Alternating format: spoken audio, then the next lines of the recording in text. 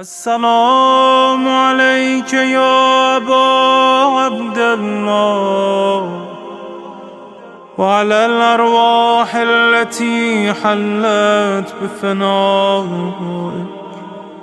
عليك مني سلام الله أبدا ما بقيت وبقي الليل والنهار، ولا جعله الله آخر العهد مني لزيارتكم.